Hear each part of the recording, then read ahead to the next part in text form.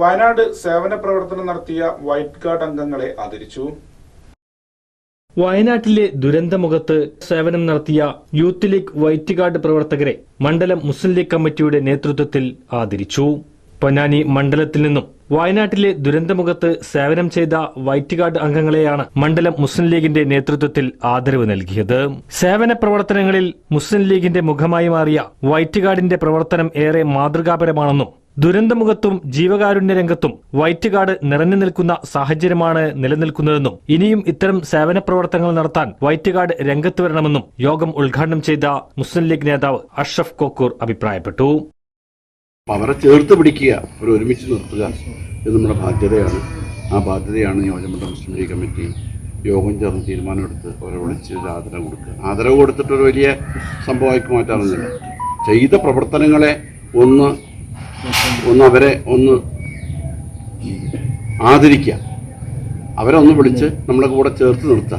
നിങ്ങളാ ചെയ്ത പ്രവർത്തനങ്ങൾ അത് നമ്മൾ കൂട്ടായ അല്ലാഹുവിനോട് പ്രാർത്ഥിക്കുക. നമുക്കൊക്കെ സേവനം ചെയ്യാനുള്ള അല്ലാഹു തൗഫീഖ് ചെയ്യട്ടെ.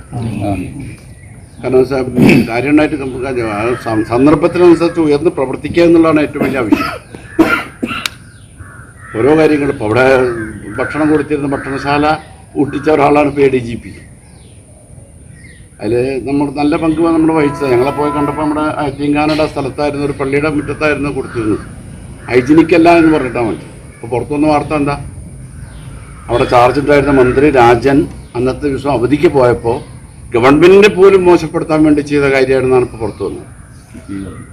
CPI യോഗം ചേർന്ന് പറഞ്ഞു. അന്ന് മന്ത്രി റിയാസ് പറഞ്ഞെന്താ, അത് ഹൈജീനിക്കല്ല എന്ന്.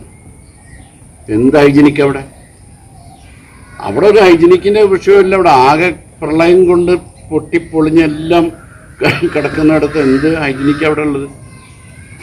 ഹൈജീനിക്ക് എന്ന് പറഞ്ഞാൽ അവിടെ ഒന്നും പ്രയോഗിക്കാൻ തന്നെ പറ്റില്ല.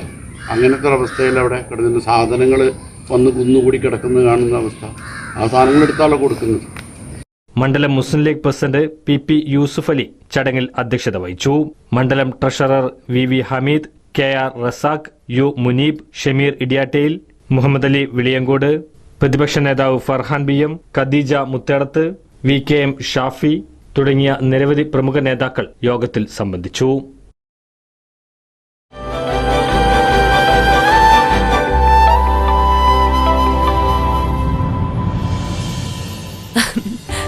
ഓരോ മുഹൂർത്തങ്ങൾക്കും അതിൻ്റെതായ സന്തോഷങ്ങളുണ്ട്. അതിൽ ചിലത് ഒരിക്കലും മറക്കാൻ പറ്റാത്തതും. Azad gold and diamonds, Thazhepalam, Tirur.